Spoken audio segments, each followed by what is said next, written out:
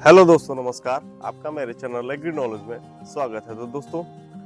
अब आप भी जो है वो धान की फसलों की खेती कर रहे हैं, तो आप भी जो है वो धान की फसलों में यूरिया का छिड़काव तो करते ही होंगे। तो यूरिया का छिड़काव एक सीमित मात्रा तक देना पौधों के लिए बहुत जरूरी है, लेकिन अगर आप एक्सेसिव अमाउंट में जो है वो यूरिया का छिड़काव कर रहे हैं तो इसके बहुत सारे नुकसान भी आपको देखने को मिलेंगे। क्योंकि दोस्तों, कोई भी पोषक तत्व एक निश्चित मात्रा तक जब आप उसका उपयोग करते हैं तो वो आपकी फसल के लिए अमृत का काम करता है, लेकिन आप वो वहीं उसकी एक्सेसिव अमाउंट में उसका उपयोग करते हैं तो वो आपके लिए जहर का भी काम करेगा।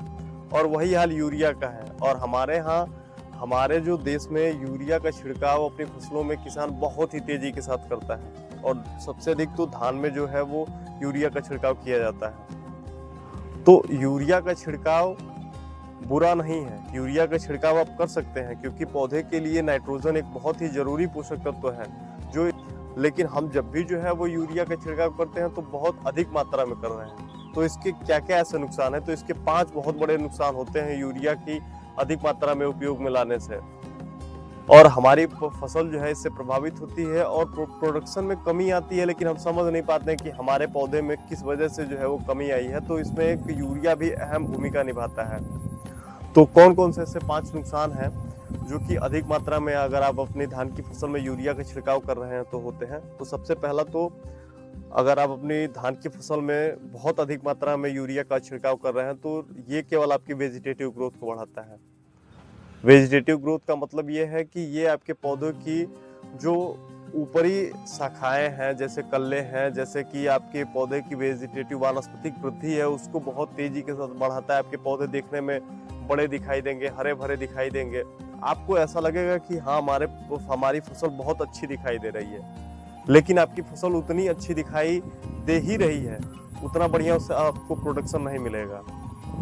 क्योंकि ये केवल आपके पौधों की वानस्पतिक वृद्धि को बढ़ा रहा है, ना कि उसके प्रोडक्शन को भी बढ़ाएगा। दूसरा, अगर आप यूरिया का छिड़काव करवा रहे हैं अपने खेतों में आवश्यकता से अधिक, तो ये आपके जड़ों की ग्रोथ को रोकेगा, क्योंकि ये जड़ों की वृद्धि को कम करके और पौधे की वानस्पतिक वृद्धि को केवल बढ़ाता है। इसके बाद अगर आप इसका उपयोग कर रहे हैं तो आपकी फसल में रोग और कीट बहुत तेजी के साथ आकर्षित होंगे, क्योंकि आपकी फसल जो है वो क्लोरोफिल की मात्रा इसमें जब अधिक होगी और आपका पौधा जो है वो कहीं ना कहीं बहुत ही हरा दिखाई देगा। तो जब आपके पौधे हरे भरे ज्यादा दिखाई देंगे तो ये रस चूसक कीटों को आकर्षित करते हैं और आपके फसल में रोग और कीटों की संभावना जो है बढ़ जाएगी। तीसरा, जब भी आप यूरिया का अधिक मात्रा में उपयोग कर रहे हैं तो एक निश्चित समय के बाद आप देखेंगे कि आप जितनी यूरिया का छिड़काव करवा रहे थे अपने खेत में उतना करवाएंगे तो आपकी फसल पे कोई इसका असर ही नहीं होगा, आपके पौधे की वृद्धि होगी ही नहीं, जिससे आपकी फसल प्रभावित होगी। चौथा,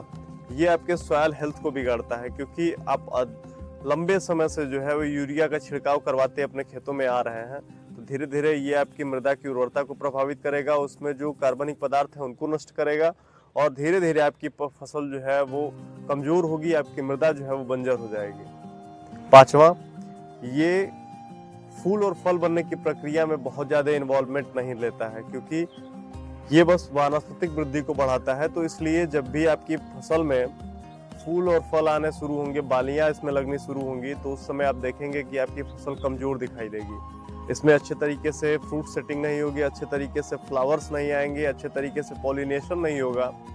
और तो और आपकी फसल की उपज जो है वो प्रभावित होगी। और ये बिल्कुल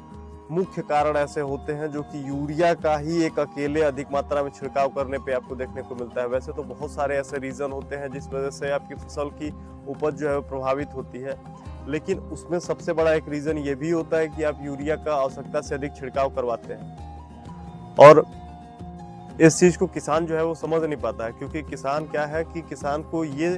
देखना होता है कि हमारी फसल सबसे हरी भरी दिखाई दे रही है या नहीं दे रही है, हमारी फसल सबसे ऊपर दिखाई दे रही है या नहीं दे रही है, बस उसको इतने से ही मतलब है। और वो इसके लिए जो है यूरिया का छिड़काव करता है, वो यूरिया के ऊपर डिपेंड रहता है, और वो यूरिया का छिड़काव समय समय पे आवश्यकता से अधिक मात्रा में करता रहता है, जिससे कि यूरिया तो सारे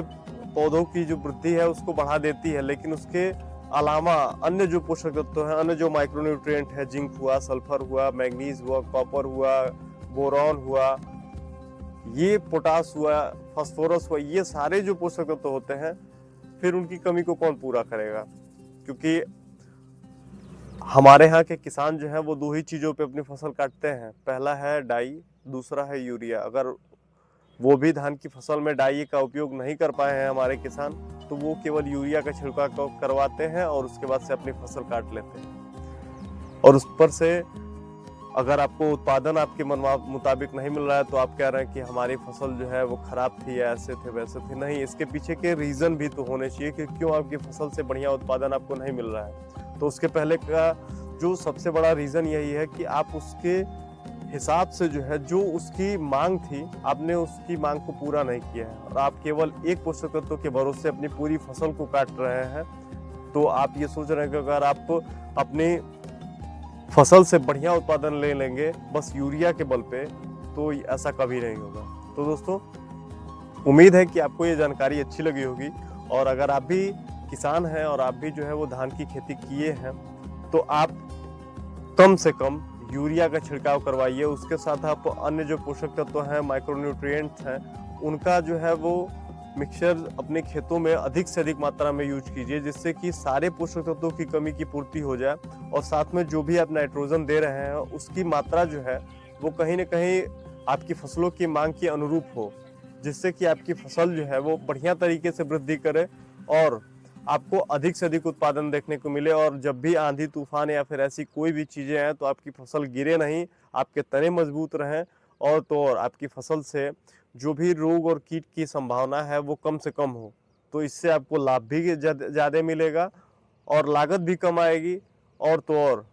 आपको देखभाल करने की भी आवश्यकता कम से कम पड़ेगी।